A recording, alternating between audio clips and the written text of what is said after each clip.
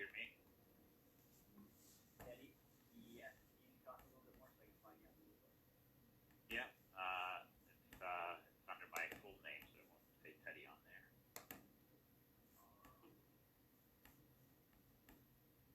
Thank you. Yeah. Yep. Got it. Okay. Perfect. Yes. Yes, and then if you're on your computer, you can unmute yourself. It's really just, again, the folks on the phone, you won't be able to unmute yourself if you're calling in.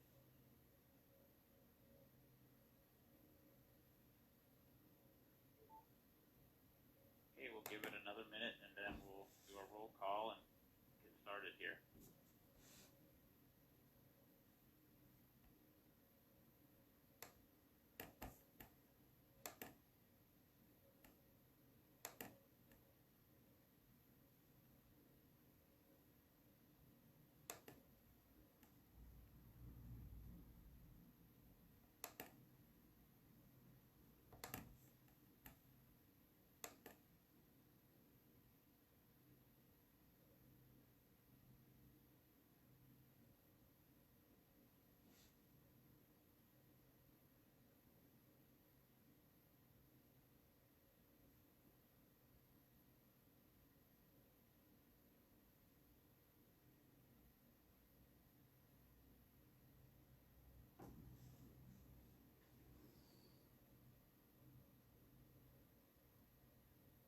Diane or Angie, are you on the call yet? Diane is. Hi, Ted. Yep, Okay. Angie, you're good morning, everyone. Good morning.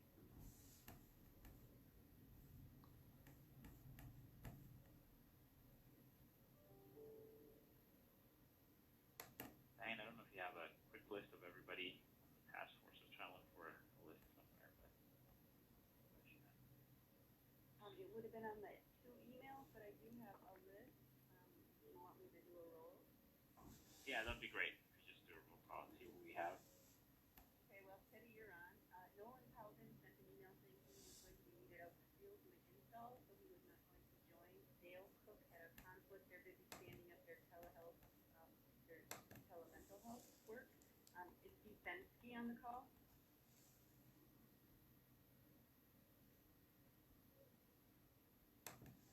Steve Georgie?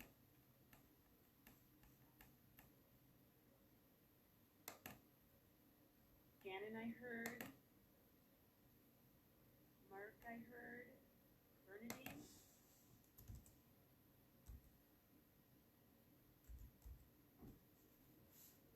Brian Cranbier, I think I saw him. I haven't heard him, I don't think. Yes, I'm here. Micah Myers from St. Cloud. Yep, I'm here. Teresa Sunday. I'm here. Jim Wycombe. Good morning. Paul Wirt. I think I heard you. Yes, I'm here. Good morning. And Dave Wolf. Good morning, everyone.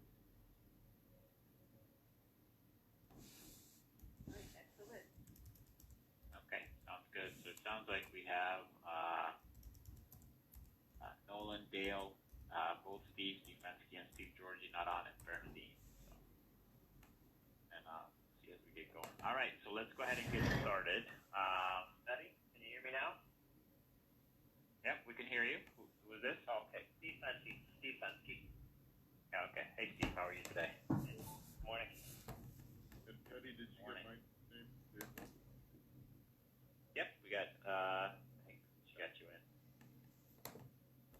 Yes, yeah, so right now it's Nolan, which I don't think is going to be joining us. Dale won't be, and then Steve, Georgie, and Bernadine are the only ones not present yet.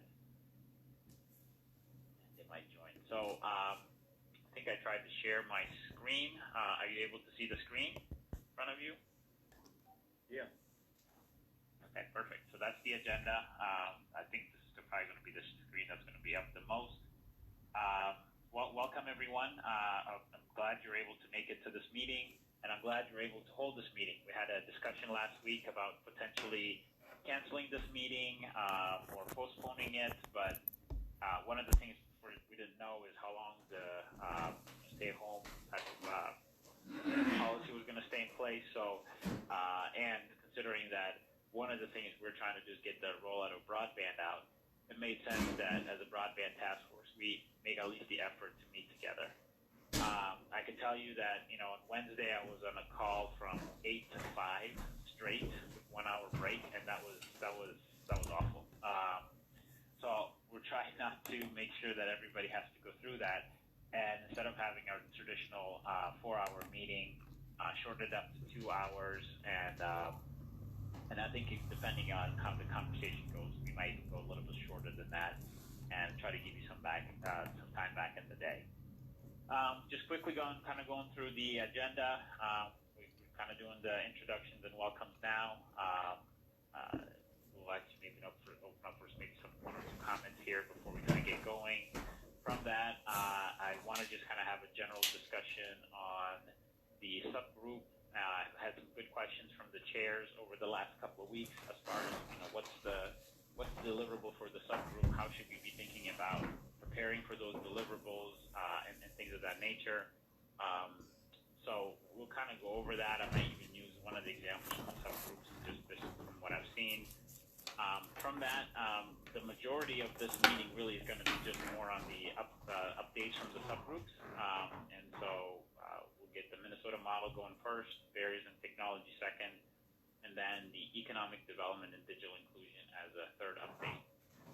From that, we'll open it up for some business. I know we have 15 minutes up here, but I think the subgroup updates probably be a lot shorter than what we have there.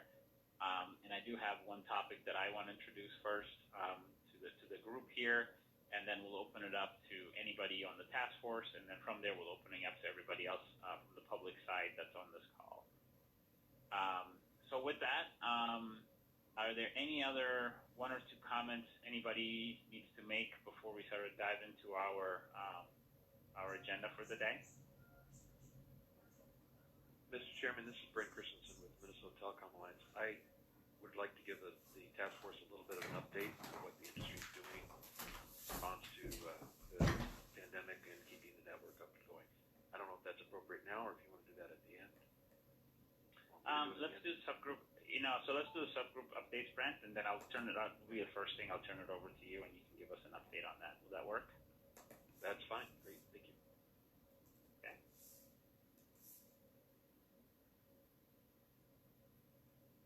Any other public comments at this point? This is Nathan Zachariason. I think I'll do the same as Brent. I'll defer till after you guys are taking care of the good chunk of your work, and I'll make the Minnesota Rural Broadband Coalition comment a bit later. Okay. Thanks, Nathan. This is I Anna appreciate Brown. that. I can do the same. Okay.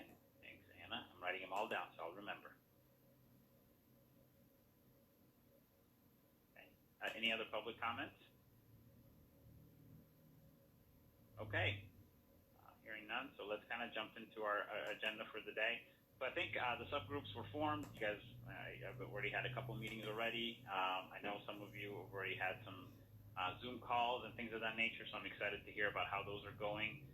In general, I did get some questions both from Mark and from Bernadine as far as what's the expectation for the subgroups. Obviously, one of the things I was thinking about, and again, this is open for discussion, is first, I mean, as a subgroup, what are the topics you want to tackle, and thinking maybe about the deliverable at the end is the way to think about how to break up those topics right within the subgroup itself.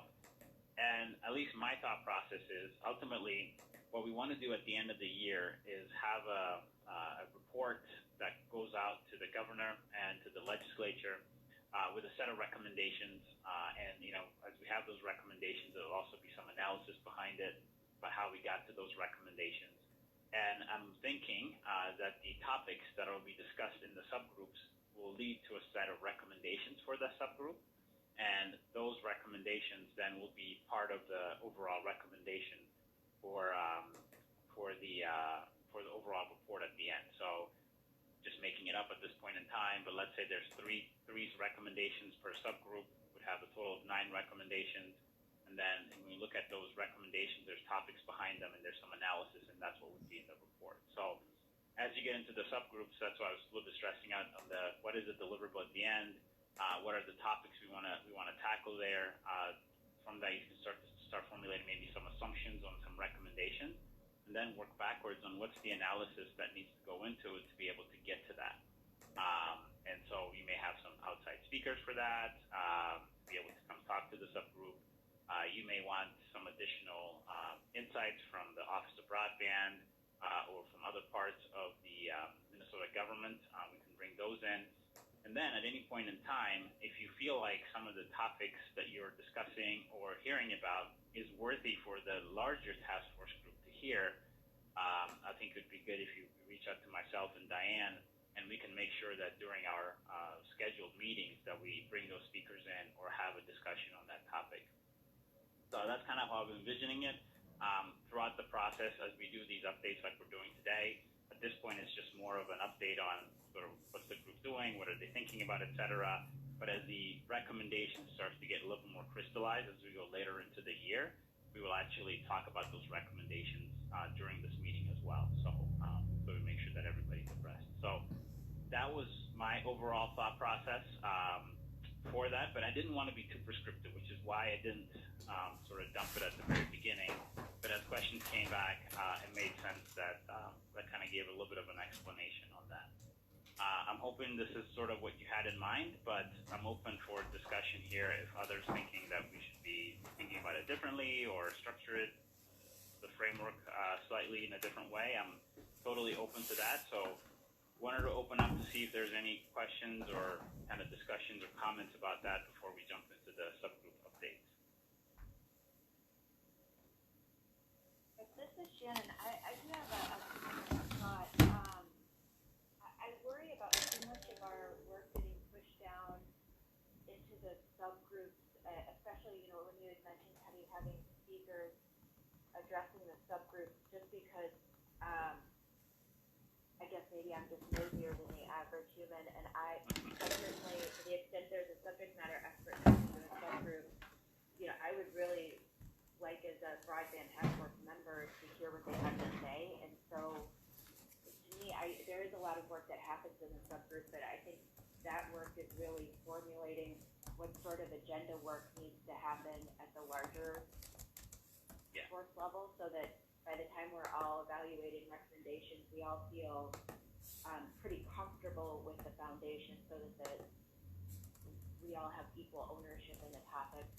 And since we're public that way, the public is, to the extent they want to participate and listen, also have an equal opportunity to really see what the task force is looking at and how they're basing their recommendations and what evidence we consider. Yeah, that's a good point, Shannon, and that's good clarification as well. So, yeah, I didn't mean it to say that all the presentations would happen at the subgroup level. Like, I think I almost see the subgroup as the vetting body for the larger task force, right? So, almost to say like, okay, this is a good topic. Everybody needs to hear this, and let's make sure we get it scheduled and everybody gets a chance to hear it. So, absolutely. And then the second clarification that you had in there, as far as the recommendations themselves, I think we're going to do a lot of these subgroup meeting updates, subgroup updates at the task force level. And as you can see, we're going to dedicate ample time to it today because it's one of the first ones. It might be, maybe too much time because there'd probably not be 25 minutes worth of discussion. But in the future, I think as we get into the subgroups, that's exactly the idea. It's not just a report out. It's more of let's have the conversation as a group as we're as a subgroup brings up sort of the topics to talk about, right? So subgroup would like to hear from to do their work, and for the broader task force to do their work. I think that makes a lot of sense, to basically the subgroup doing some of that legwork, so that our meeting time as a group is the most efficient it can be. And I appreciate your comments. Those are great clarifications.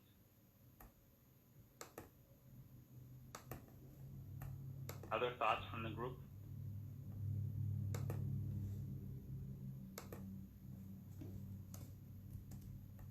This is Steve Georgie.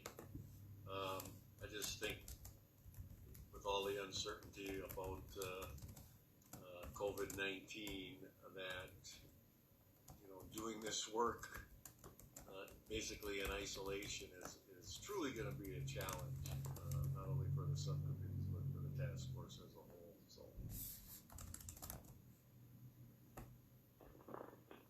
I agree. And I agree not just for the subcommittee. I feel like I agree for my whole life right now.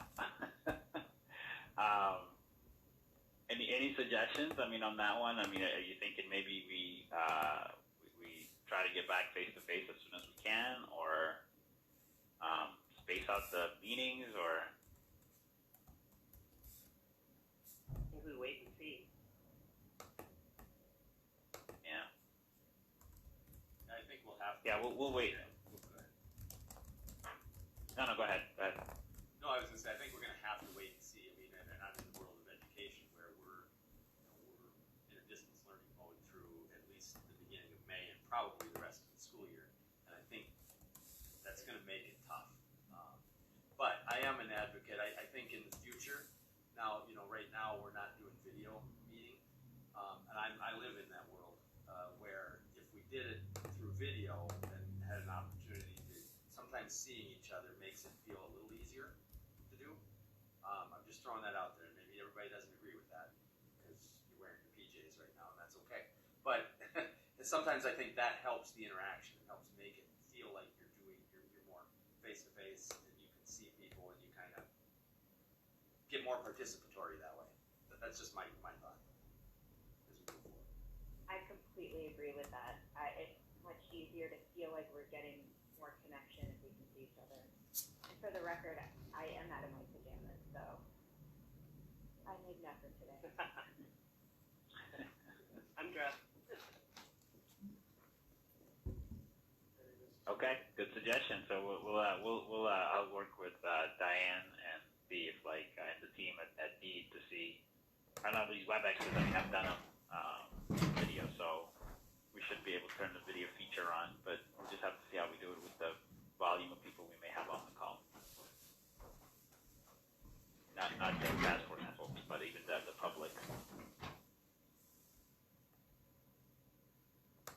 Eddie, this is Mikey. Can you hear me? Yep, I can hear you. The irony to this, and this is some of the issues, and I just experience it here because depending on if there's latency and other items where video conferences work to keep the thing going, but sometimes the face-to-face works if we can, on the wait and see. But part of what we're trying to do here, there are people, we have a high influx of people that typically aren't using internet services at the time slots that we're in now, because you have people doing distance learning where kids, you would see uptake in bandwidth utilization. The times you could model it when the kids are out of school. Now not only do you have kids out of school, you've got parents that are working from home. So the challenge in the areas that we're trying to come up with a way to serve them, you're really gonna see where we have deficiencies in bandwidth or bandwidth constraints. The folks that have, luckily for me, I'm in the office. If I'm doing this from home, with my kid, both my school age kids being in home, we'll be maxing our bandwidth at that point. So we'll be able to identify with a real world experience as to challenges that we're facing going forward and what becomes our new norm. We don't know if we're going to be getting back into what we consider our previous norm. This may become our new norm, so it will be somewhat challenging. Yep, absolutely. Teddy, this is Bernadine. Can you hear me? Yeah, hey Bernadine, welcome. Hey everybody, good morning. So I just had a question or a suggestion maybe for today, and like everybody else, I've been on a lot of Zoom calls mostly, but the chat box is often helpful to make the meeting more interactive and give people a chance to, and I'm wondering, I noticed that on this WebEx, we do have a chat box here today, and I just wanted to suggest that as an option for people to engage in the content as well. Yep, absolutely. And I think you can see my screen for those of you who are on. I just brought up the chat box, and there's an opportunity to either chat with one person one-on-one, or you can chat with send the chat to everyone. So that's good. And Dana Bailey, for example, just let us know on. That's from CenturyLink. Welcome.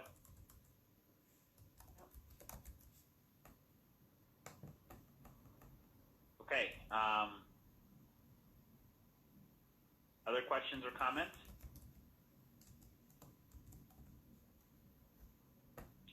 All right, so with that, what we'll do is we'll turn it over to the subgroup. Shannon, maybe I'll turn it over to you to kind of walk us through what the subgroup 1 has been doing, and then, but other members of the team, feel free to jump in and chime in, and then the rest of the task force, I mean, this is just not an update, but also an opportunity for us to ask questions and engage in the conversation. So with that, Shannon, I'll turn it over to you. Okay, super, thank you. And I think we have our subgroup charter to put up. I think it's coming. Yeah, no worries. So the Minnesota Model Subgroup is myself, Steve Fensky, Brian Cranbeer, Teresa Sunday, and Paul Worth. And we met and put together, we used the template that Eddie sent around, and we'll definitely talk about it, but I thought maybe before we got into the actual document, it made sense to talk about what exactly is the Minnesota model, so that we're all kind of working on the same page. The essence of the Minnesota model is partnership. The Office of Broadband Development, broadband providers, including traditional telcos, cable companies, electric co-ops, government and nonprofit entities willing to make an investment in broadband. In Minnesota, we really stand together in competition, or in cooperation, not competition, to serve our state. That said, there are things that we can do differently, all of us, all the different pieces of the Minnesota model. And so we thought that it made sense for this subgroup, meaning the entire task force, for this subgroup to look at taking a closer look at the Minnesota model, not resting on our laurels, to see what we're doing well and what we might be able to do a little bit better. The 2018 Broadband Task Force Annual Report really laid out the specifics of what the last task force viewed as the Minnesota model, and I thought it might make sense to just go through that. So I'm going to read the quote from page 7 of the annual report. Minnesota's leadership is characterized by a statutory framework, key components of which include 1, realistic, forward-looking internet speed goals, 2, an Office of Broadband Development within the Department of Economic Development charged with numerous broadband oversight responsibilities, including supporting the Governor's Task Force on Broadband. 3, broadband deployment, mapping capabilities to accurately plan, monitor, and track broadband infrastructure.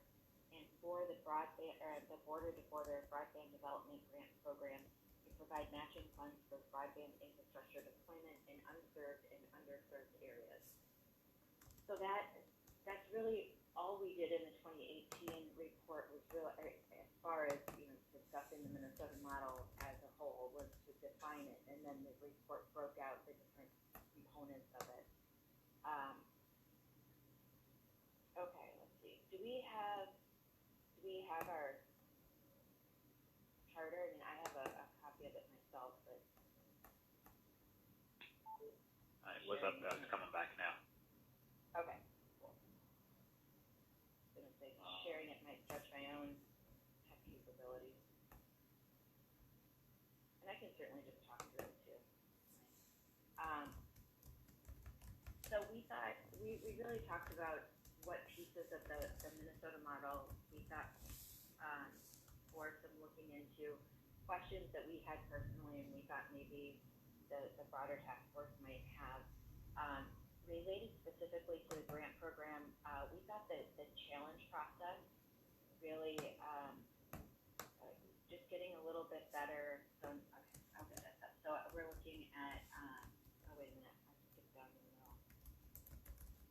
My bad, sorry. I'm just going to continue in a thought though. The challenge process in particular has had a lot of questions and has people expressed some concern about it. So we thought that it made sense to look at it and from an educational perspective, make sure we actually understand what it's intended to do, whether or not it's capturing that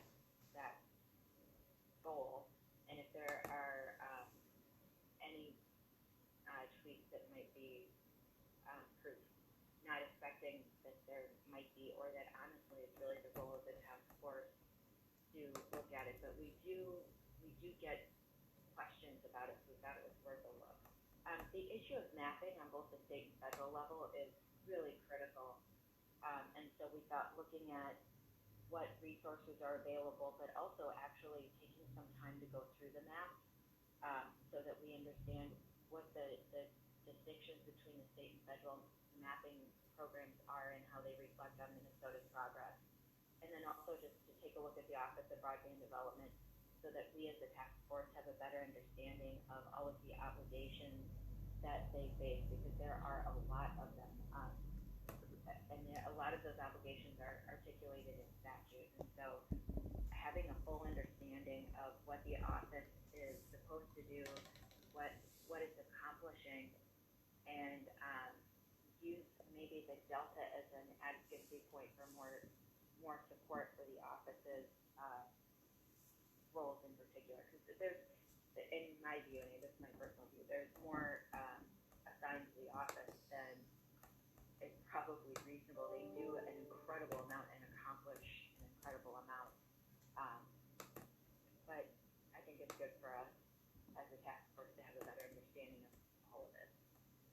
Okay, so if you look at our charter, maybe it went away.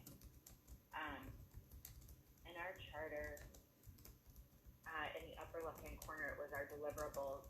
So we as a group saw our role, pretty much as Teddy just outlined it, was to contribute items to the larger task force agenda, including identifying speakers that we think would be useful, and outlining the general information we think the task force needs to have in order to really decide on recommendations and adequately vote on them at the end of the program year. And also to draft our section of the annual report, what information is critical. So the goals we'd like to achieve, we kind of just went through these: explore the grant program, update the task force on the mapping process, and evaluate the OBD workload and resources available. We kind of went through that. Our benefit, I think the Minnesota model works because it's a dynamic model, and that we are constantly looking to improve it, tweak it, where necessary. I think change for the sake of change is usually counterproductive. But if there are things that we can specifically recommend that the legislature look at, or the governor recommend to the legislature, then I think that's the role of our subgroup and the broader task force. We considered out of bounds for our subgroup the speed goals and specific budget recommendations. And as we look at how our subgroups break down, I think we need to be mindful of what our subgroups aren't doing so that nothing falls through the cracks. And I think, to the extent we want to evaluate the statutory speed goals and make a budget recommendation, the latter of which the budget recommendation, I think we absolutely want to do. That probably isn't a specific role of any one subgroup, but of the task force in general. So we just kind of have to keep an eye on that. Our anticipated challenges, scheduling, and we had our meeting before, the global plague set in. And so, of course, we've all gotten a little bit better about meetings and being flexible and doing online meetings. But just getting the right people in front of the task force is always going to be a challenge. So we have identified that as something for us to be mindful of. And then we actually set out what we thought specific agenda items might be for the commission or for the task force to consider. So, for example, the first one was a discussion of the challenge process. We thought that OBD staff could maybe talk to us about what that process is. Let's define the process, and then talk about how it's been implemented, and talk to industry about what their concerns are, if they have any, or how it's working. If the challenge process is accomplishing the goals that we all thought it would. And then invite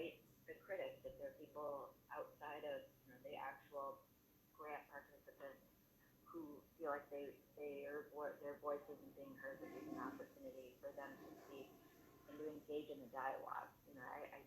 I think it's good for us to have a two-way discussion about it. Maybe I will pause and see if there's any conversation, if anybody wants to weigh in on the challenge process, specific speakers, or if you think the challenge process is something that the task force should or shouldn't be looking at.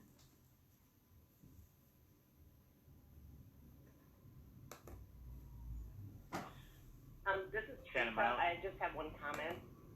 Oh, I'm sorry. It is regarding the challenge process.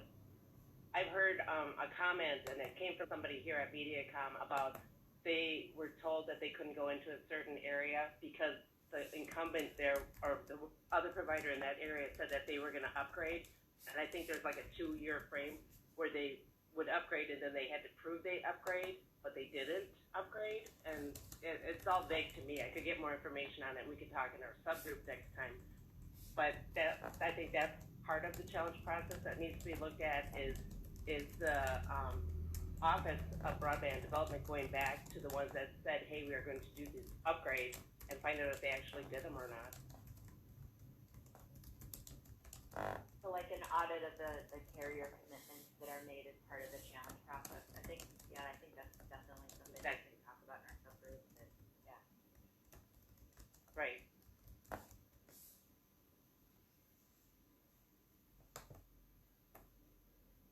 Shannon, you did a good job of capturing what the discussions were, so thank you. Yeah, Shannon, this is Teddy. I mean, one thing I'll say is I really like the fact, I think the framework looks good. 2 comments. I mean, the speed goals and the budget recommendations being out of scope for the subgroup, but in scope for the task force. I think that's something we'll have to keep in mind, and you'll have to keep us honest, right, so that we don't get too far in the year. It's not that those are easy to forget, but we've got to make sure that, obviously that part of our overall report needs to include both those things probably. And then the second one is around I do love the idea that box that says potential agenda items, and I know that, for example, we had this grant program challenge process. I'd love having that, and I mean, just a comment for the other subgroups as well, because when we look at agenda items for the future meetings, I think this is a place we can draw upon versus us coming up with it, is if the subgroups now are betting, hey, this is a good topic to discuss, and here are some potential speakers for it, which maybe have been discussed, at these updates, then what we can go back and for the following meeting, we could probably set up something where we can have a robust conversation on these topics. So, love the idea of being able to use this kind of framework to be able to set up the agenda items for the future. Hey, Teddy, this is Bernadine. I'd like to offer some feedback or comment to Shannon and their team, their Minnesota Model subgroup. And it's about how we talk about and describe the Minnesota model. And Shannon, thanks for reading to us from page 7 of the 2018 report and those 4 elements. I'd just like to suggest that maybe one, when you introduced the model, Shannon, you said that one of the things that Minnesota is known for as outstanding is our collaboration and cooperation. And, those 4 elements doesn't really fully capture that. I noticed also when the 2 charities, when they described, they picked Minnesota as one of the half a dozen states that they highlighted having best practices at the state level. Collaboration was the element that they really called out as unique and effective about our model. So I'm just thinking that we might want to consider when we talk about the model and how we see it to ourselves and others, we might want to include a 5th element that has to do with collaboration and partnerships, that we call that out as a key component of it. And there's people on the call here today. We have the Broadband Coalition. There's all the work that's done across communities. So just a thought, a suggestion you might consider as we talk about the model, that we call out that collaboration partnership as an element of our success here. Thank you. Yeah, I think that's essential. introduction, I talked about partnership because it is such a key part of what makes our program work, and and it's so funny because it is me, Minnesota. I mean, even broader than our broadband grant program, and it's what we do. But I think including that as an explicit element of the Minnesota model is a really good idea. And I will definitely take that back to the subgroup and think about how we do that.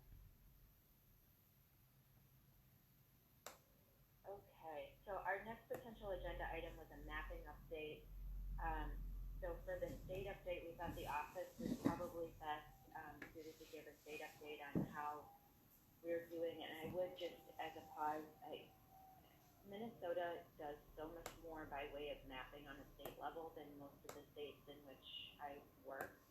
And so we're very lucky to have a state resource to tap to talk about it and to help us understand kind of where we're at and how we continue to evaluate. I mean, they're two sides of the same coin.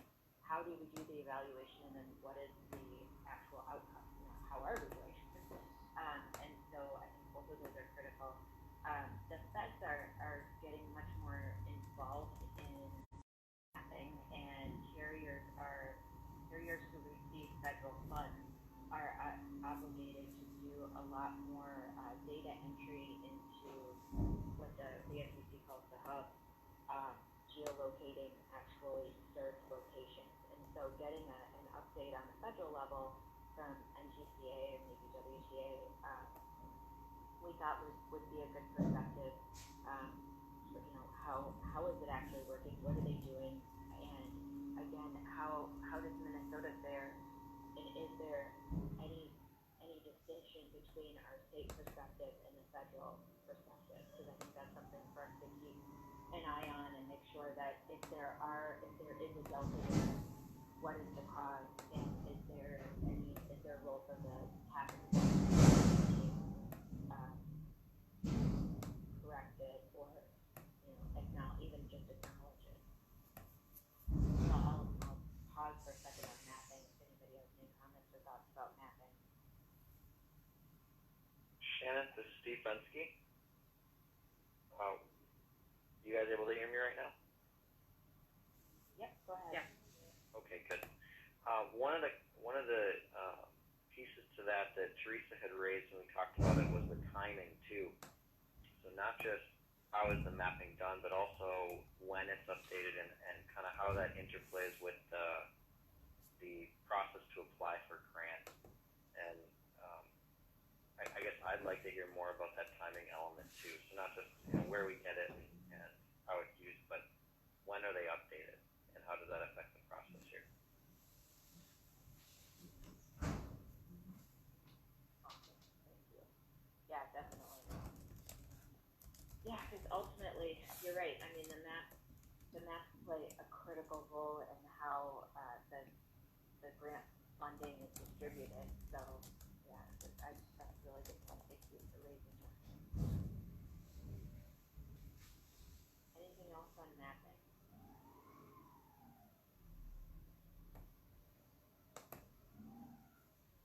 Okay, OBD challenges. We had talked to Diane, and she agreed that she in the office would be willing to discuss the statutory tasks and resources available to accomplish those tasks and give us their perspective on their daily work. I know that these are particularly extraordinary times for all of us, but for the office also because they're in somewhat a transition staff-wise. So that won't necessarily be part of the discussion, but it's certainly something that we have to recognize. Any OBD thoughts about what we might want to add to that item?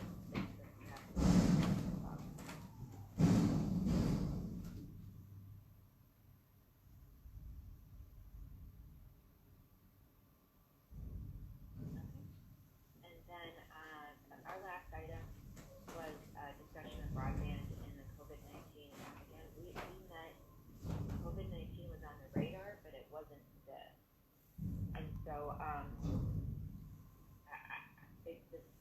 looking at what we wrote 2 to 3 weeks ago, and it feels almost parochial now, given the incredible efforts that are happening in industry to expand coverage in response to the crisis. And I know we're going to hear a little bit more about that after the subgroups report out. So I won't pontificate other than to say I am no less than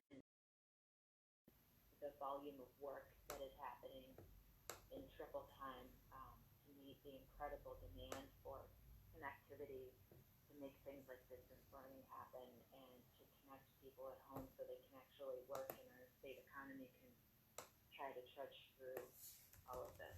But I think doing a solid look at this will be even more critical than I think the subgroup thought it would be, because the demand and the situation is so much more extreme than I think we anticipated it would be even a couple weeks ago. So I definitely am interested in thoughts on that. Shannon, this is Brian. I think it's really brought, I think, our initiative and the importance of this committee to a new level. I think broadband coverage across the state of Minnesota is now critical, truly critical infrastructure going forward. So I think you did a nice job of laying that out. But I think we've got a significant opportunity here to be the platform to truly use this as an infrastructure that for not only future operation, just for business in general. So thank you. Nice job. I'm only the voice of the subgroup, the group that's at work. Any other thoughts about broadband and the pandemic era?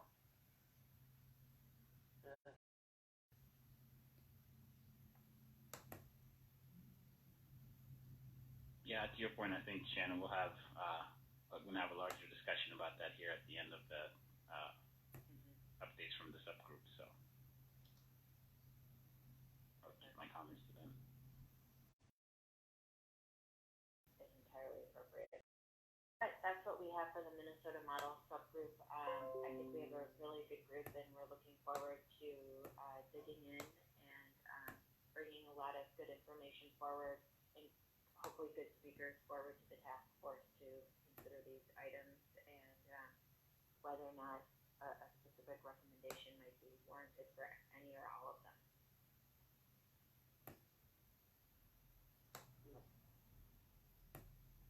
Okay, awesome. Thank you, Shannon, and thanks for the team for the work and getting together, having the discussion, and then putting it together in this sort of framework so we can give us an update and also an opportunity to have a discussion on it. And like I said, it does give us a good launching point to how we have the meetings, and then how we have the speakers come in or topics to discuss, and then formulate our recommendations from there.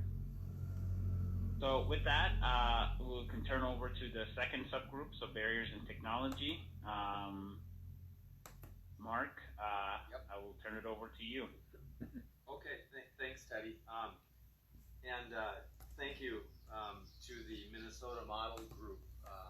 You put a lot of effort and work into your charter, and that's going to help us a lot. As I took a screenshot of it, and I will say we didn't share ours out yet, because ours at this point still looks like a whiteboard with lots of things written on it, and lines and things asterisks next to things and things like that. And I will tell you, part of the reason for that, obviously, with this affecting all of us, is the pandemic. And our meeting ended up being pretty much right at the point where everybody's lives were being tipped upside down. And on our committee, I'm co-chair with Dave Wolf, who of course is a provider. Nolan, of course, is working with a provider with CenturyLink, and Steve and Jim and I, all three are involved in schools and libraries. In our worlds, of course, have been tipped, as I said, completely upside down. But I will add to that, before I start talking about a couple of things, is that the pandemic, as Ann said, is us a ton of things we can study. And in our area, in rural broadband across the state, there's an enormous opportunity for us to look at what worked, what didn't, really where are the pockets of or lack of access. As I say, it's a target-rich environment for study. It's just going to be a matter of us taking the time to do that. In education, in our region, we did, all of our districts, and I think across the state that was pretty common, immediately sent out surveys to all their schools and said, do you have internet access or don't you? And they asked the question in a number of ways, which makes the data hard to, aggregate. But everybody did that. And just in my region, we have probably 10 to 12% of families that reported they don't. And I think that's a little underreported because we're probably not reaching some who don't have it. And we had another probably 10% where we have a lot of question about whether they're going to be successful with distance learning. So I will just tell the group that might be helpful to this group.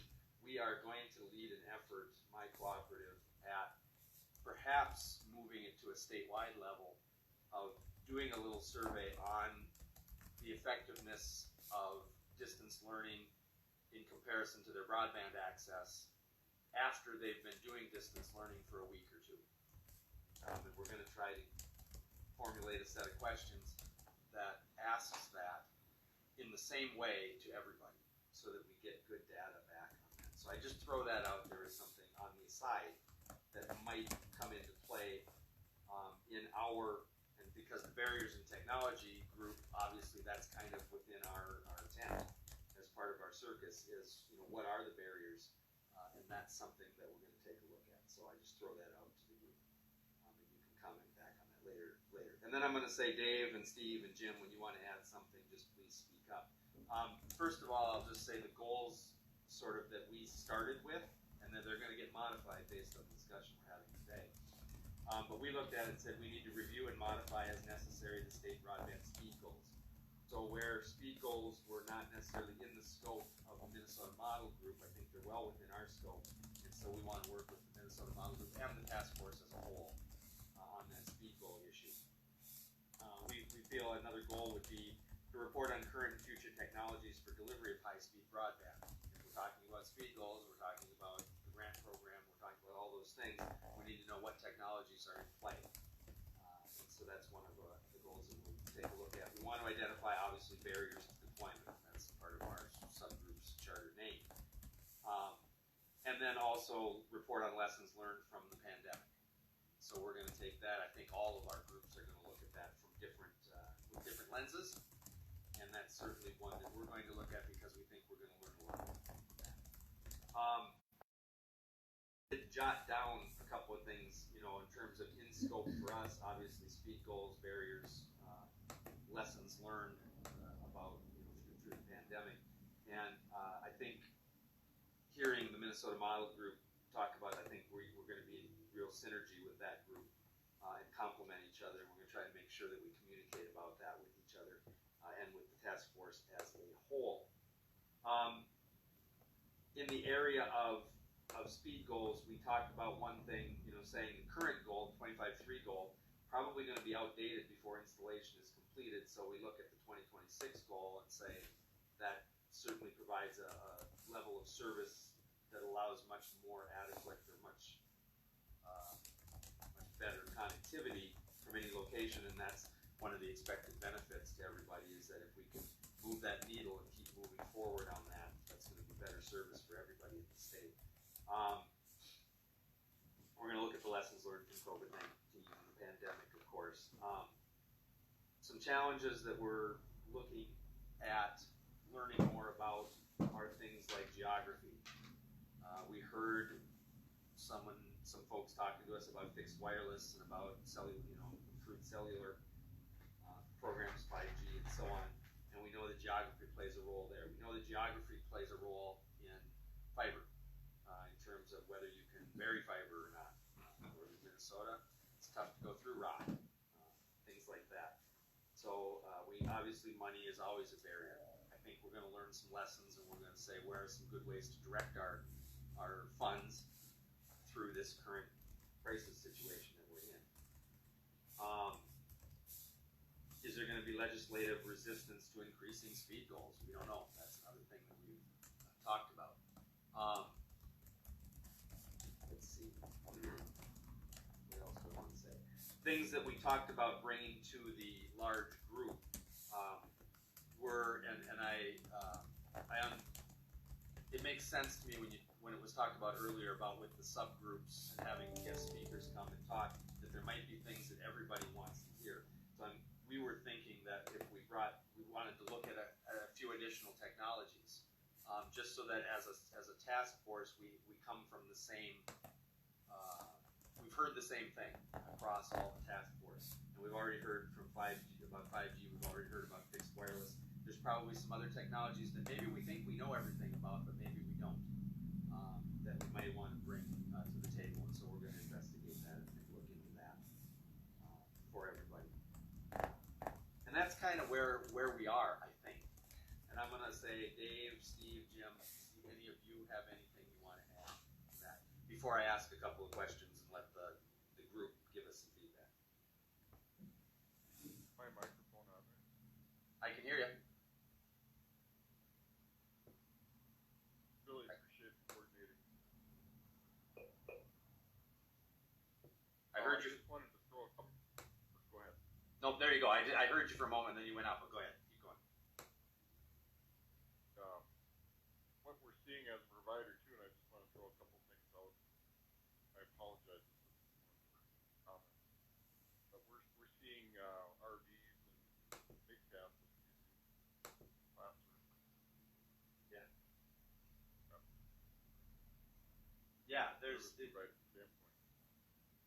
There are lots of innovative ways that, in education, that they're starting to try to deliver that. You know, buses are delivering materials to kids.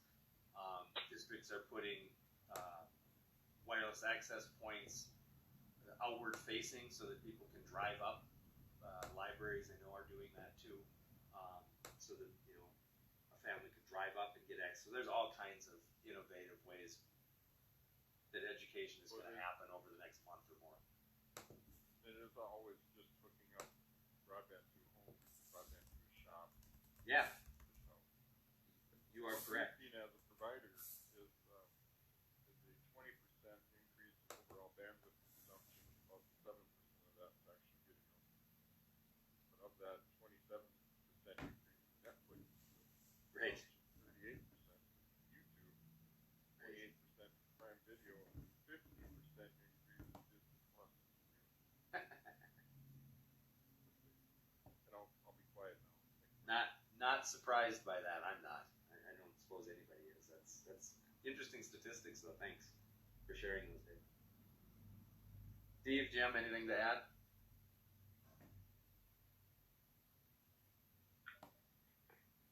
I just want to echo Dave. This is Jim. I want to echo Dave's comments. Or thank you for assembling this. This is you really synthesized what was discussed. Thank you. Good. I tried in between some of the other things going on right now. But again, I appreciate Teddy and bringing the subgroups together like this, and I appreciate the work Shannon and your Minnesota Model Group has done, and I know that I'm going to hear the same thing from the Economic Development Group.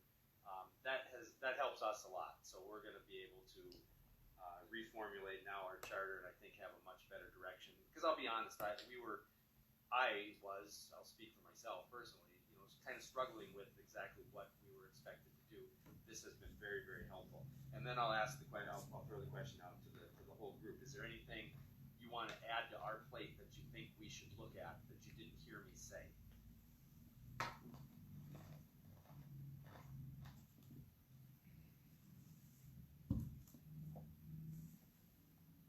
Mark, I think the team is focused on the right things.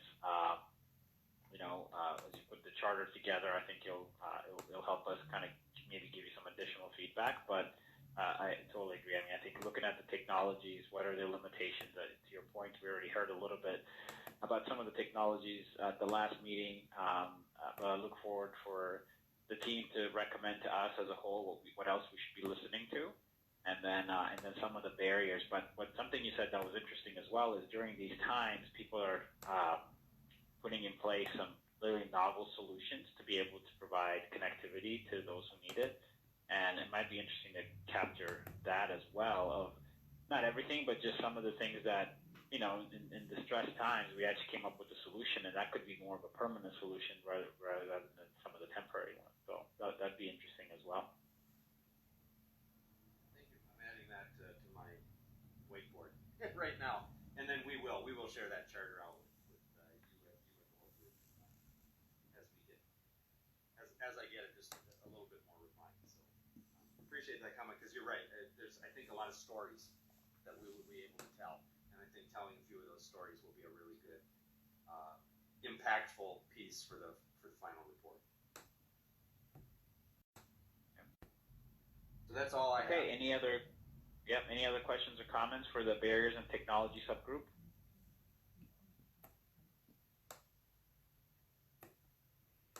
Okay. Hearing none, we'll switch over to the third subgroup. So the economic development and digital inclusion. Bernardine, I heard you're on, so I'll turn it over to you, and I believe you do have a document that we can look at. Morning, Teddy. Hi, everybody again.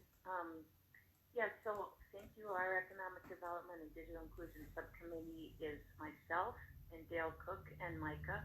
Dale's not able to be with us this morning because, like some others on the task force, he's out on the front line working on COVID-19 response.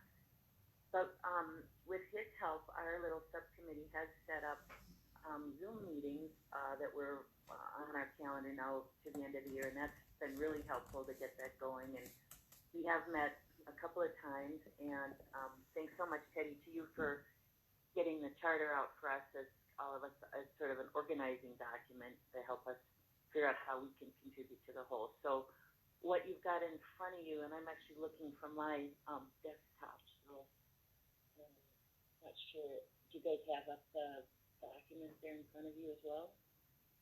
Yep. Yep. So it doesn't look like it's a Word document, not in the formatting, but it's kind of the same content. So as our subcommittee name implies, the problem that we're trying to tackle is the concern that not everybody has access to broadband that meets our state goals or the skills to really fully take advantage of it. That our policymakers at local and state levels, we think, lack the adequate appreciation for the role that broadband plays. And our hope is that we think a better understanding of its role, especially in the COVID-19, of course, this is a new reality for us, that it will help create the conditions for more public investment in our grant program. So we kind of came up with these 5 goals here for our subcommittee. And as I talked about a little bit at our last meeting, we thought a good place to start, because this issue about economic development and digital inclusion has been one that the Governor's Task Force has been grappling with iteratively. And over the last bunch of reports, there have been recommendations that from the Minnesota's Task Force on these topics. And so what we're going to do is review those, and we've already identified from past reports what those are, and take a look at what has and has not been accomplished in terms of those recommendations, what might still be on the table for us to address as a state, and then based on those, come forward, as Teddy talked about at the beginning, with recommendations relevant to our scope of work for the review for inclusion in the report. And then our third goal is to identify stories of broadband impact, and I think this is an area where we've all talked about that this morning, that we'll want to coordinate across our subcommittee so that we're not duplicating and we're really helping one another in a way that adds up rather than duplicating. So, but we, this idea about both the benefits and the pain, the benefits of having and the pain of not, those are stories that task force identify those for our report. And then number 4, as others have talked about, helping to identify and recruit people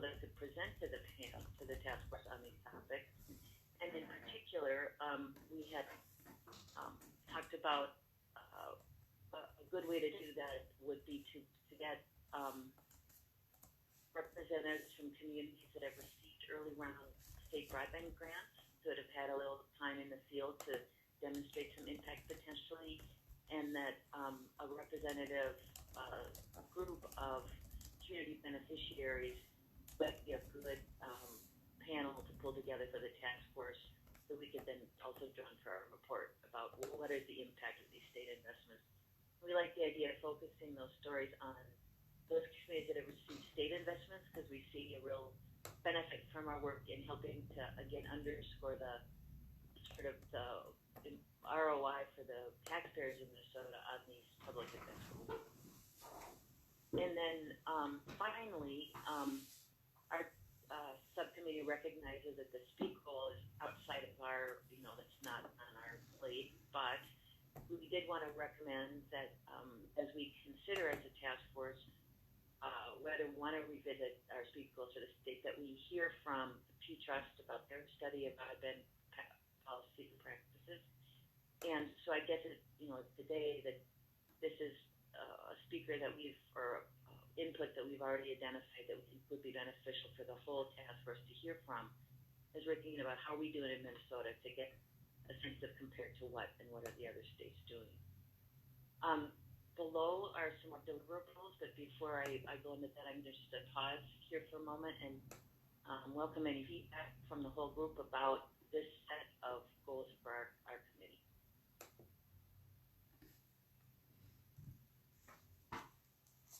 Bernadine, this is Shannon. I really like the idea of pulling in some of the early winners, and I think there's some benefit to the subgroups working together too, to identify those folks and having them discuss the economic development benefits, but also since we'll have them talk about the process itself, what in hindsight they wish they would have known before they applied, what they maybe have what their experience taught them in later rounds if they applied for later rounds.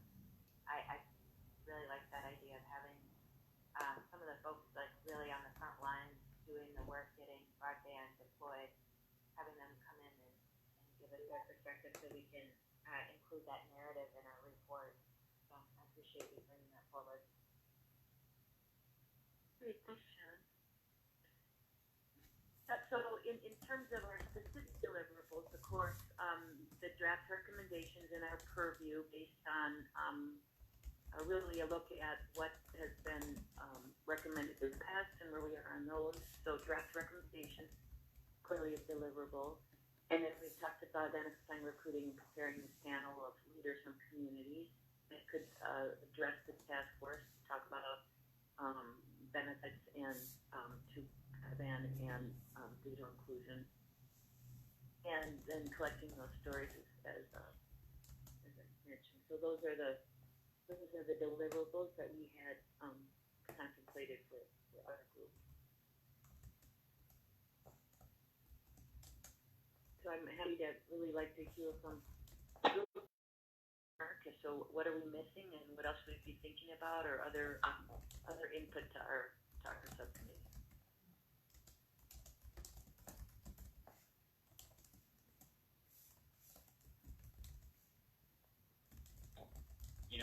Bernadine, one area I think I was just thinking, I think Steve Georgie, when we were at the last meeting, you mentioned something about the community in your area had just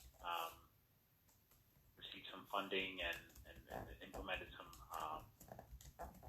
broadband capabilities there. I think that would be one area to, that those are the types of stories you're looking for. I think we can find many, but I know we have potentially somebody on the task force that was speaking to that last time, so that may be good to make that connection too. Yeah, that was a Reconnect, Teddy. That was a Reconnect grant to Terry Township, but yeah. And it's federal funding, and of course, our thought was that we want to talk about the impact of state task force. Yeah, no, absolutely. I was just mentioning as far as the results, right? Like, so this happened, so this is why we need to do more of it. I don't know if it helps with the state cause or not, but But no, multiple stories. The more we have, the better. Sure. Bernadine, does it make sense for your subcommittee to reach out to some of the businesses or corporations because of the lack of quality broadband? A prime example being the Delta Airline Reservation Center in Chisholm, having a tremendous retaining and recruiting workers when they try to expand capacity because of lack of space and inability of people to work from their homes because of the lack of rural quality broadband. Absolutely. Thank you, Stephen. That Delta store is a good one to be mindful of. Thank you, Ben. So yeah, and just point of information, they just purchased space in the old abandoned Mountain Iron Buell School. During this COVID, they want to spread workers out, and because they're hooked up to the Northeast Service Co-op fiber, they have the right kind of bandwidth there to enable them to deploy workers to that site.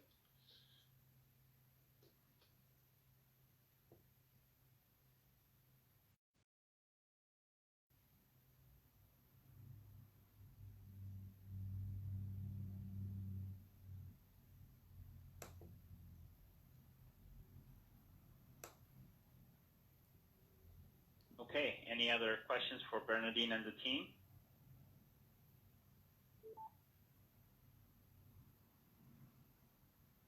All right, hearing none. But Bernadine and Micah, great job on this, and same to Dale. I think we have a great start on this one as well, and look forward to the recommendations you want to bring to our team. And I think even though larger task force would be super excited to hear about the successes of when we do have great connectivity and how we can leverage that, as well as the areas that are struggling and where we're not able to get things done because we don't have the connectivity in those spots. So thank you.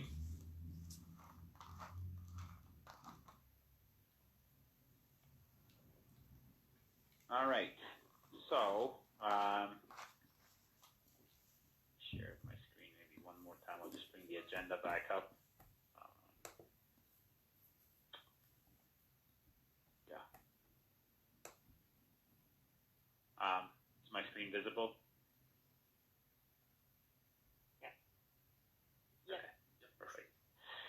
Okay, so before we turn it over to kind of the open discussion, and then we have several folks that want to make some comments here, I did want to bring up one topic. So as you all know, we submitted the letter to the governor asking the $30 million in additional appropriation for broadband. That initially got a lot of good feedback about people, saying they'll keep that in mind and pretty excited about it. But then as the COVID-19 news got worse and worse and things became a little bit more realistic here at the state level, I got a call back from the governor's office and said, at least for the moment, all funding was going to be really focused on COVID-19 and things we had to resolve in that area. And for the moment, the broadband piece was going to go a little bit on hold and see kind of how this situation was really going to unravel itself, and then depending on where we stood, we could come back and rethink that or think about how we want to take a look at that. And this again was like maybe 2 weeks ago or 3 weeks ago, when even before we announced a lot of the things around COVID-19, so there's a lot of unknowns at the moment. And here in the last couple of weeks, and I was planning on kind of updating the group here at this meeting, but here in the past week or so, we've been starting to hear a lot of issues with, especially if the virus makes itself into rural communities, that this is going to be a true issue. And the fact that, you need to have the ability to telehealth and be able to get in touch with a nurse or a doctor becomes super imperative.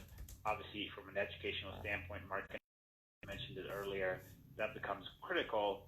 I've been thinking that, this actually, having the ability to do broadband is actually a critical need or a critical infrastructure, as you mentioned earlier, and that maybe this is not the time to shy away from this. So I was actually meeting with our team at Land O'Lakes and some of the folks in government relations. And as we look at, and we also reached out to a few folks like Mayo and others to see kind of how they were thinking about it and how they're handling it. And obviously this question of having good broadband or having some sort of a broadband to be able to access folks so they don't come into hospitals before they have to. They can get a diagnosis beforehand, and also maybe even if they do have to come in, letting them know which hospital is best to go to.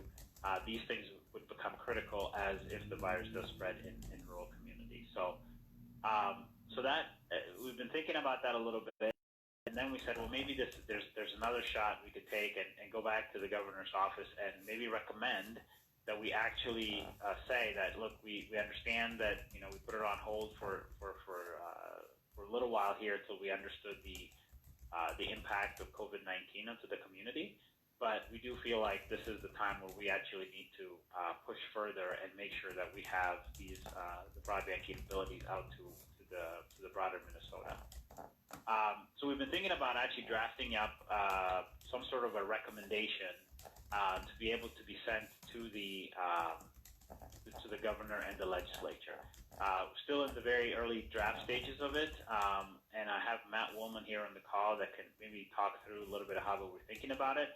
At this meeting, I'm not looking for anybody to make any approvals or anything like that, but just want to kind of give you a heads up, and then what I'll do is circulate it through to the team over the next week or so, and then say if we all do agree, and we can call another quick meeting if we need to get together. If we all agree that it's something that we should submit, then we'll go ahead and do that. If not, we can hold off on it. But at least want to get that thought process get going. But before I open it up for discussion on the task force, Matt, if you're on, maybe you can give us a little bit of a preview of what we've been talking about. Absolutely. Thanks, Teddy, and thanks to the members of the Governor's Broadband Task Force for the opportunity to join you all today.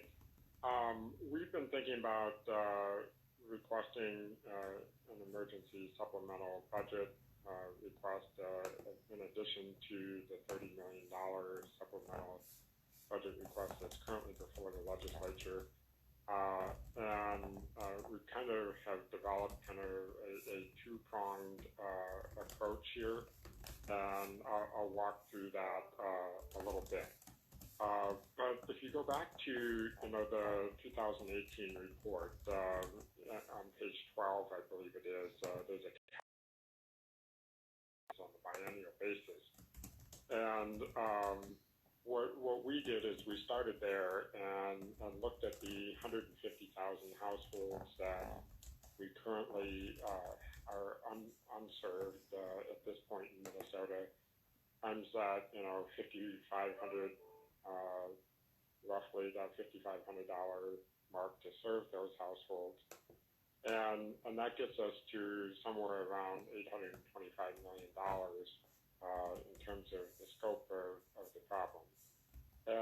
And then you look at that, the 50% cost share, that gets us down to about $412 million, and you take out the current $85 million that we have in the CAF2 program, and you take out an additional $58.9 million in the ACAM program, and then the $40 million in the last appropriation, and that gets us to somewhere around 230 some million dollars, 238 million.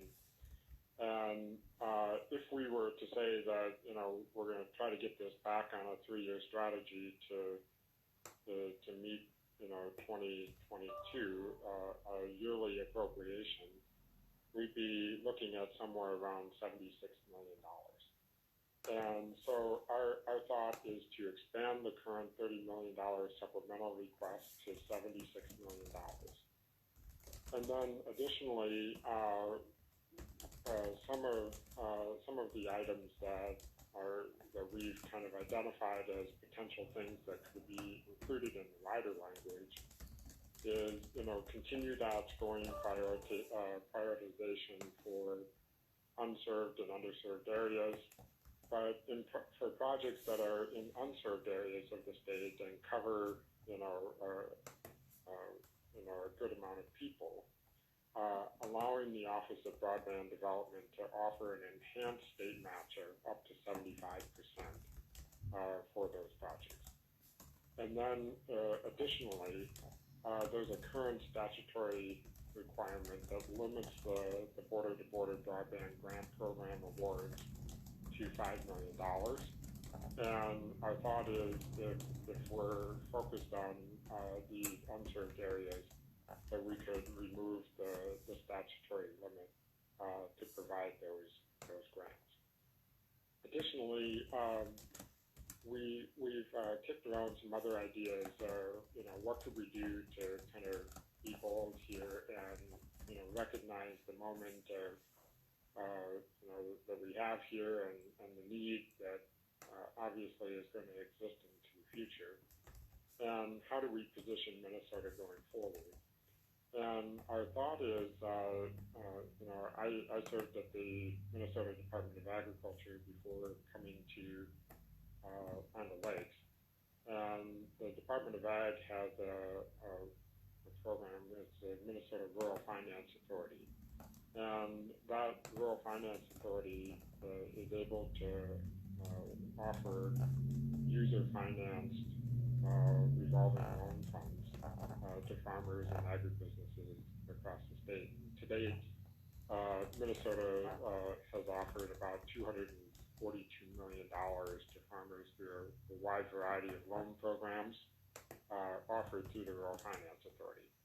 And how this Rural Finance Authority was set up was the state is currently, every biennial budget or every so often they appropriate money through the bonding bill into this revolving loan fund.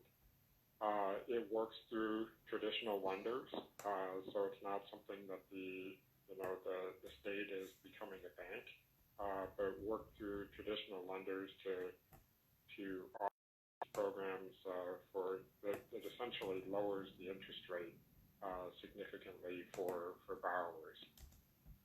So our thought is to also develop a similar kind of financing model to address rural connectivity in Minnesota, and ask the legislature to stand up, allow DEED or the Office of Broadband Development to stand up and administer a program like this and provide some emergency funding through the capital investment bonding bill to finance that. So those are a couple thoughts that we have in terms of our funding requests. Additionally, we would like to explore the Department of Employment and Economic Development giving the commissioner some authority to work with other applicable state agencies, federal agencies, and local level officials to deploy a fast-track permitting process that would, within the current extent of the law, so not going around any current statutory provisions, but allow for a fast-track permitting process for those applications that serve particularly unserved areas of the state, but also underserved areas of the state as well. So with that, Teddy, I'll turn it back over to you, but that's a quick overview of what some of our thoughts are. No, thanks, Matt. So for the task force members, again, this is something that we're contemplating. Matt's got a good sort of template that he's put together. And I was thinking about pushing it to the group for kind of feedback and comments, and kind of thought you see where your thoughts were, and then if we all aligned, then we could submit it if we could get that route. So, but before we go down that path, any comments or thoughts from folks on the phone? Does this seem like something we should be doing, or you're completely against it, or have more questions? Teddy, this is Paul Wirtz. I guess my first reaction is these are major policy changes that that this letter would purport to change in the broadband task force, and the money as well. I think even if we were to call for accelerated funding, it'd probably be 9 months before we have shovel the ground on most of these projects anyhow. I'm very uncomfortable with what I've heard on some of those points that are being outlined. These are major rewrites of the broadband grant program. There's absolutely no chance for oversight. There would be no chance for legislators to have any oversight of these policy implications. I'm not even sure. We've got 40 million. The governor told us that 30 million. Everything is being devoted to COVID-19 relief. I think it's a little tone deaf for us to come back and ask for 76 million at this point, knowing that most of this stuff wouldn't even have an impact until next year. Solid ground where, leading towards a much more robust request for the 2021 budget. But I think that there's even no recognition here of the private investment that's going on right now. So that's just kind of my perspective as a task force member.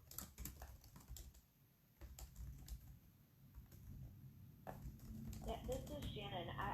So Paul's concerns. I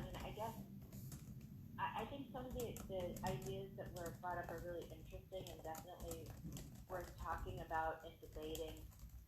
But I guess my perspective is this would be a complete rewrite and expansion of the Minnesota model.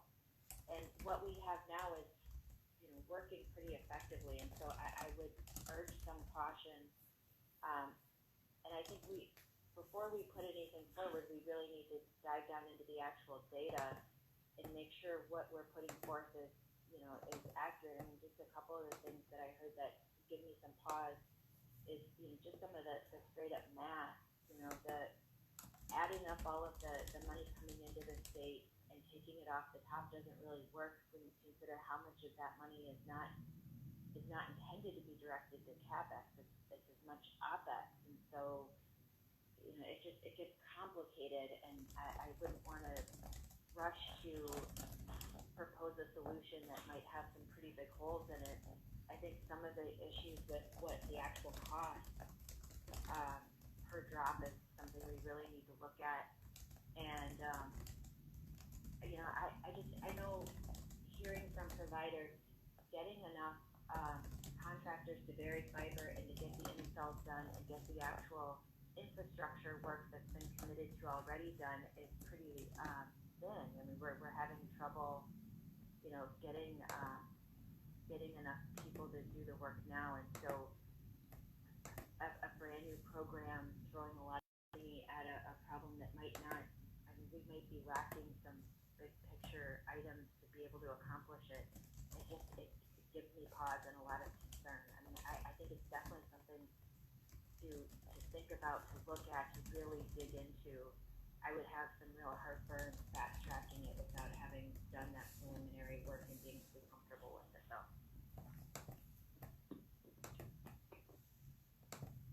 Teddy, this is Steve Fensky. If we could get it in writing, and I don't see it on the screen, the share screen here, unless I'm missing something, but some of them sound interesting, but I guess I'd like to see them a little more closely and have a little more time to think about them. Yeah, no, absolutely. I was just introducing the idea. The thing is still in very much draft state, so after, I don't even know if we'll get to it today to be able to share anything, but by certainly early next week, I can share it. And again, all the comments are good. This is exactly the discussion I wanted to have and make sure you kind of got feedback from the folks. But yes, not asking anybody to make any decisions at this time. We will share the documents or at least the template that Matt's put together, and we can certainly go from there. So the goal was just to kind of introduce the idea and get the feel for what the group was thinking. I just didn't want to drop it to you in an email, and you go, well, what is this? We never even talked about it. So, Patty Bernadine with just some comments. So I think that there is a case to be made, and really mindful of what others have said before me, that investment in infrastructure can be seen as part of a COVID-19 response. We heard from Mark about, we all know about distance learning in particular. And I have a concern that a lot of resources are going into just Band-Aid responses that won't advance our technology infrastructure goals over the long term. And so maybe a modest and more simple approach might be to consider that the governor revisit his original support of an additional $30 into the grant, or $30 million into the grant program. That is a program that is ready to go. We have a proven method. We know we have a pipeline of projects that are going to address un- and underserved communities. And simply kind of reframing how we think as a state about our COVID-19 response, that we're going to do some immediate stuff, but we're also going to accelerate investments into a longer-term solution. So my feedback would be that we think about a letter to the governor and the legislature that would urge them to consider that additional $30 million into the existing grant program as part of our COVID-19 response. Okay, thanks, Bernadine. Other comments from other task force members?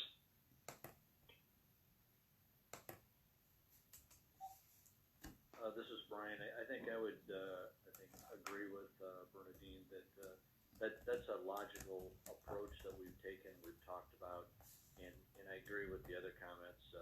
I think it's a pretty big step to. We need to look at this a little closer before we move on the bigger picture. It's a great discussion. There might be some other things that we can look at just on some of the barriers we have to put fiber in the ground and expand resources. Some of the environmental, some of the other regulations that we have to go through, contractors, and those type of things. So I think there is a role for us to play in the immediate package, but I think we need to look a little longer term on this also. And this is Mark Johnson. I agree, and I added something to the chat that while Bernadine was talking ended up being what Bernadine was saying. So I certainly agree with that. I think we have to do something, and I think the funding piece is the easiest path when we have a model that's fairly successful right now, and then take some time to think about all of those other policy issues, which are great issues, but something that probably takes us a little longer to chew on.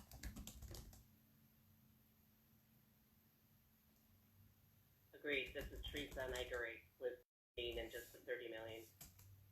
It's too big an ask, especially at this time. I mean, it sounds really good, but it's just not the time to be asking for those types of funds and changes. Now's not the time. Okay.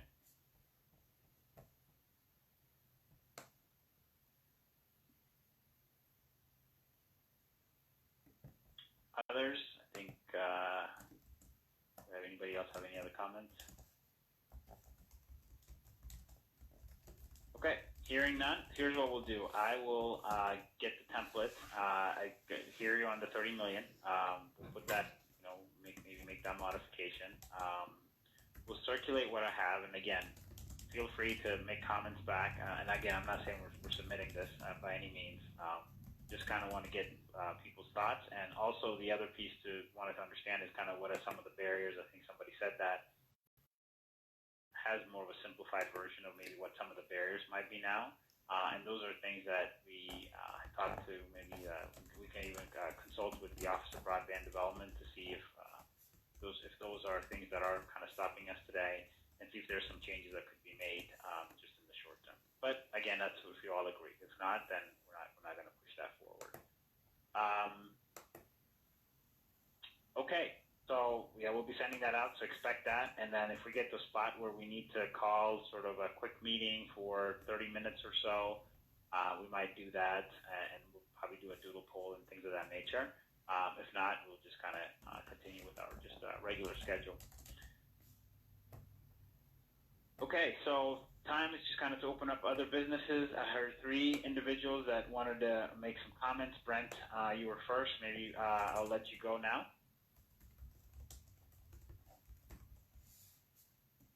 Thank you, Teddy. I just wanted to give the task force a little bit of an update of what the MTA members have been doing since this pandemic has started, and some of the things that we're seeing in the network.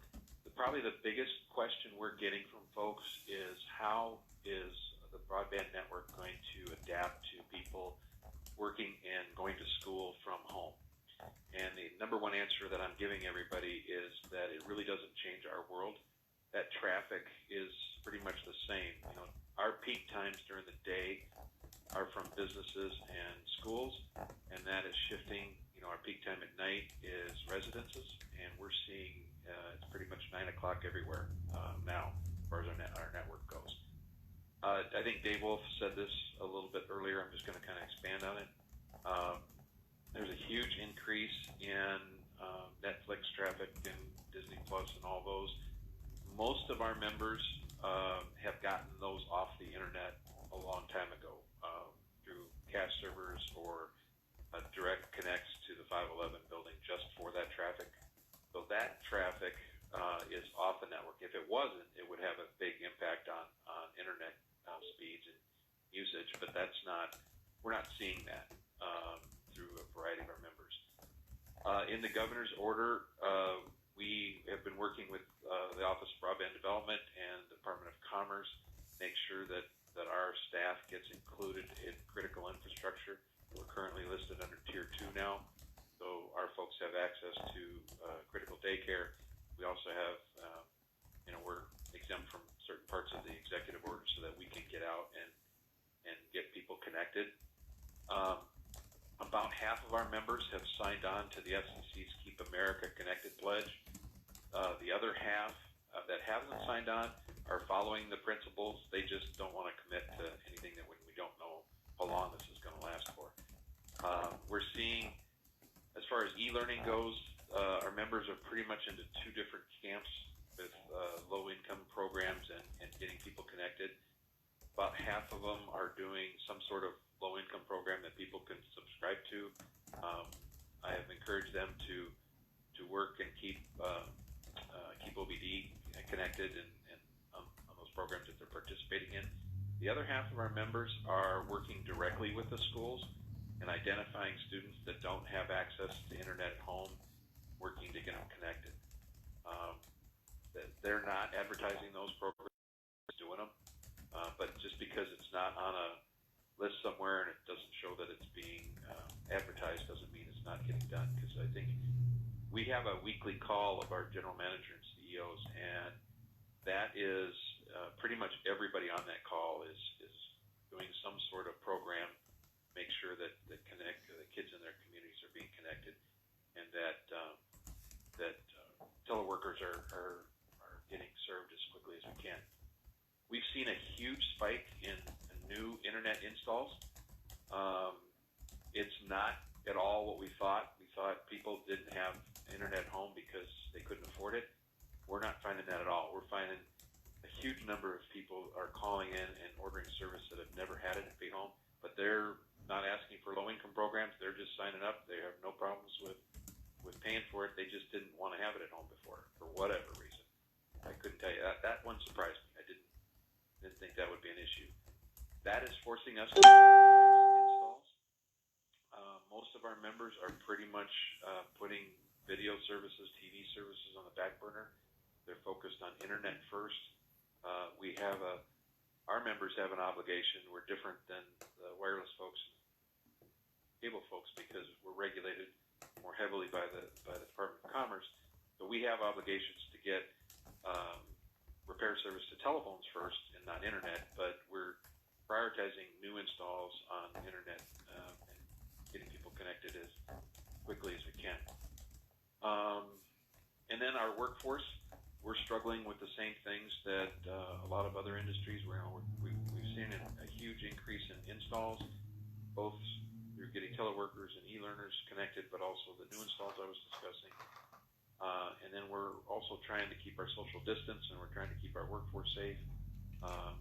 We have some companies that are rotating workers. They're putting half their installers working 1 week and half of them working the next week, and alternate being off so they can keep distances. We have other companies that are dispatching their techs remotely, they're just coming into the office to pick up equipment, and they're trying to limit interaction at home.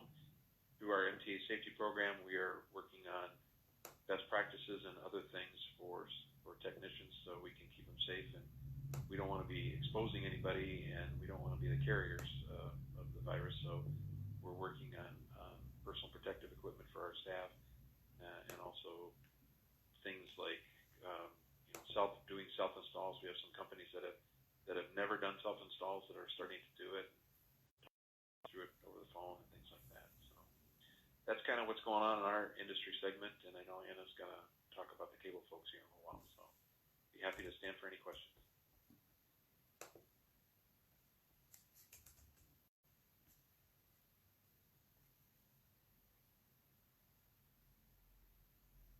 I don't have a question, but I would like to thank you and your company for the efforts. I know Northeast Service Co-op is opening up hotspots to any of their connections, and CTC has offered to come up and assist and actually create additional Wi-Fi hotspots wherever possible using the middle mile fiber from the service co-op. So thanks. Yeah, I'm glad you brought that up. I didn't mention that. That's a part of the FCC pledge, but that's something that a lot of companies are doing. I know my company, we've turned up Wi-Fi in the campgrounds. So until we get some of the students connected that aren't connected, they can go down there and park their car in a camp spot and have internet access. So a lot of that stuff going on. They're getting creative. And to Bernadine's earlier point, these things, and through, I don't know if Nathan's going to talk about this or not through the coalition, but we distinguish the difference between short-term solutions, or short-term fixes, and long-term solutions. We're all doing everything we can to get people connected right now, but that doesn't mean, and I don't want to give the impression to anybody, that that's a long-term solution for this, because a lot of this stuff is the urgency of the situation and getting people connected right now, but it's not a long-term fix.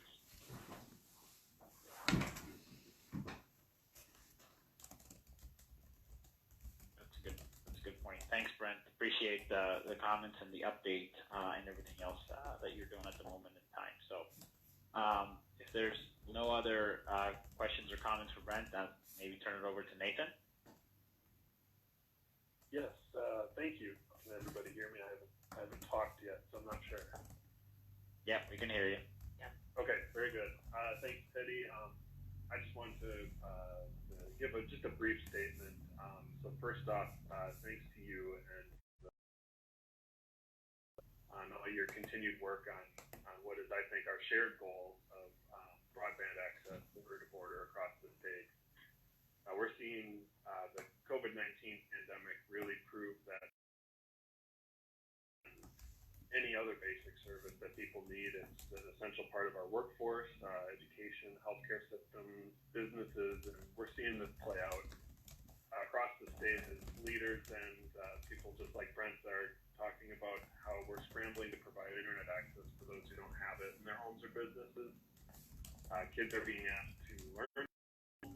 Lots of people are being asked to telecommute, and even patients are asked to use telehealth services to receive care at home, especially if they're in quarantine.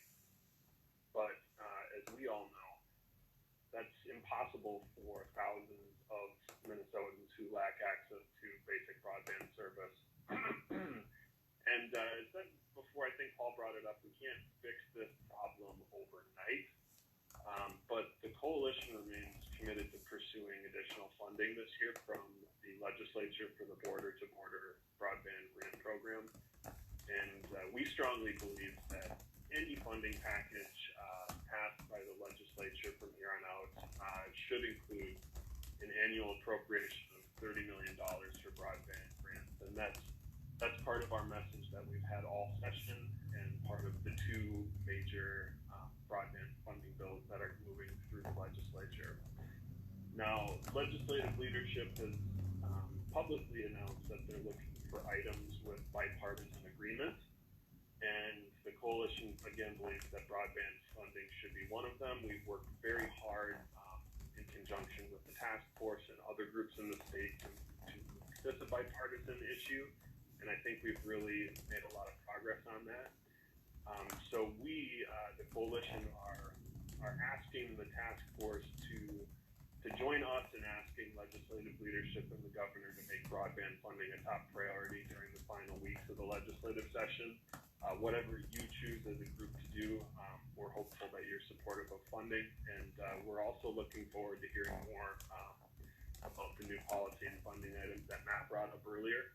And we think that the task force is really the ideal place for that conversation to take place. So thanks for letting me talk for a bit here, and I guess I'd be happy to answer anyone's questions if they have.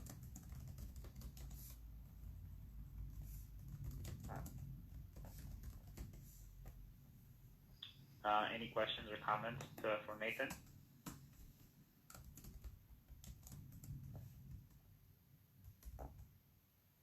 Okay, hearing none. Anna? Yep, I'm on. Thank you, Teddy. Like Brent, I just wanted to provide the task force with just a few broadband updates from cable's perspective, and I would echo a lot of Brent's comments in terms of the governor's executive orders, the workforce concerns, the ways we're limiting interactions with customers, and those kinds of things. But first, all Minnesota cable companies have signed the Keeping Americans Connected FCC pledge that was mentioned earlier. Like was said, they've opened up all of their Wi-Fi hotspots for public use, and are making sure that no one loses service because of the virus or receive any late fees, and that's all part of the FCC pledge. But above the FCC pledge, there's a lot of resources that cable companies are stepping up to provide above and beyond the FCC pledge, and I just wanted to hit the highlights. It's not an exhaustive list by any means, but I think the bottom line is that there's been a recognition that low-income communities especially will be hit hard by all of this, and a real effort by companies to try to help with that. So please feel free to share these resources in your communities. I know how well connected all of you are, and I'm happy to follow up with any of this information. For starters, I'll start with Charter. Charter's offering free internet, including Wi-Fi, to any student, K-12 or college students, and then they also just added educators and teachers who don't have the internet, and that would be free for 60 days. Comcast increased their speeds for new and existing customers of Internet Essentials, which is available to all low-income households in Comcast service areas. And additionally, new families who connect will get 60 days of internet free. Midco just announced a new service on Friday called Midco Internet Basics, which will be free through June 15th for low-income students and families who don't have an internet connection at home and need one for remote learning. Mediacom increased the speeds of their Connect to Compete low-cost internet programs, and qualifying families who subscribe will get 60 days of free service through that program. And they also extended the pricing of their Access Internet, which is their light sort of internet usage package for new customers at a lower cost. And obviously, Teresa can speak more to this if folks have questions on their programs. Arvig announced that they're offering a program for families with K-12 or college students to receive free internet service. It provides any internet speed available free of charge, including Wi-Fi, and that service will stay until the school year concludes. And then my last two members are FCI and Schoberg. FCI is based in Hinckley. They just started a temporary low-income program for families with kids at home who need e-learning access, and I know Schoberg has had this assistance in place for quite some time. So similar to Brent's members, all of these companies are working through the local school districts to make sure everyone has the access they need to study remotely, and also with federal, state, local governments to meet the connectivity needs and to deliver the reliable services that I know are really in demand right now. And then just to echo some of Brent's comments in terms of the questions I've been getting on our broadband network, which is that all indications so far is that it's performing really well. The pipe, so to speak, has been built well to handle all of this. And I know our companies are constantly evaluating how the networks are handling that demand. But right now they're feeling pretty good about current performance, but I would say they're not resting on that either. So like Brent said, the peaks right now are shifting more towards the middle of the day versus evening. But that's okay because that's what we've engineered for. So I agree with the comments earlier today too, that there's things we're going to learn, but Right now, from cable's perspective, the networks are adapting pretty well. So that's all I have, and I just appreciate any and all help getting the resources out there. We're always looking for new contacts to send this information to. So Teresa has my contact info as well if I can answer any questions. Yep. Thanks, Anna. Yeah, great. Thank you, Anna. Any questions, comments for Anna?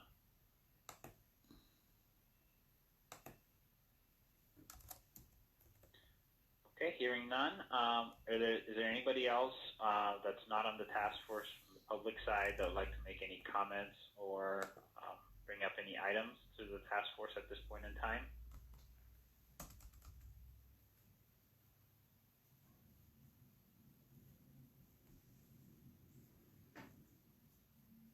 Okay. So hearing none, kind of do sort of a wrap up here. So let's see. So right now, our next task force meeting is going to be tentatively scheduled for April 29th, if I'm correct. Let me check again. Yeah, Wednesday, April 29th. As of now, it's still the face-to-face from 10 a.m. to 2 p.m. What we'll need to do is probably spend some time and see how the situation unfolds over this next 2 weeks, and then we can make a call on whether we need to do another one of these virtual ones or we could actually do a face-to-face. If we were to do a face-to-face, I know we talked about a variety of different venues to be able to have this meeting, but I'm probably, because of the disruptions we've had, we may end up at Deed for this April meeting if we do end up doing a face-to-face. If there's other possibilities, we'll certainly explore those. In the meantime, I would say still have the subgroup meetings. Again, I think most of you have some good structures. I've already had some good discussions. Again, I will leave ample time into the agenda next time for the subgroup, not only updates, but also ways to have discussions. I would think from the subgroup, you'd want to bring the topic up so that we could have a healthy discussion on those various topics at the task force level. And then we'll probably have room for one or two speakers that we have actually we have a list right now, but even as you provide the different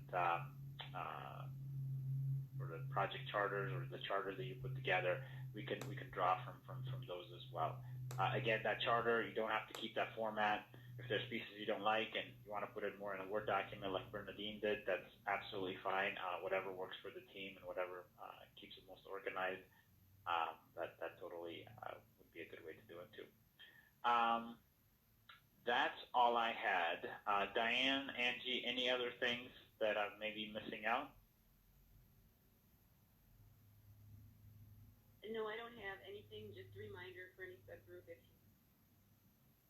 you help set up the meeting time or to open up our conference bridge for your call, we can certainly do that. Thank you. Teddy, this is Angie. Nothing from me other than to express my gratitude to all of the folks in the industry and all of the members of the task force who are working tirelessly to get folks connected, and appreciate the work that everyone is doing while they're trying to take care of their own families and keep their own companies up and running. These are extraordinary times, and Minnesota is up to the task, and it really shows with what's happening here. So thanks everyone, and be safe. Yeah, I would echo that. Yeah, everybody be safe. Hopefully get through this. It's a little bit of an adjustment in our life a little bit. I know it has been for me, and yeah, we'll stay connected virtually. I mean, that's a great part about having the technology today. It's awesome that way. And actually, I also want to echo the sentiment of the thanks to the providers that are continuing to tirelessly make sure that the connectivity is up for those of us who have it, and then even coming up with novel ways to serve those who don't have it today and need more. So with that, I will end the meeting, and have a great weekend. Thanks, Dave. Thanks. Have a good weekend. Thank you.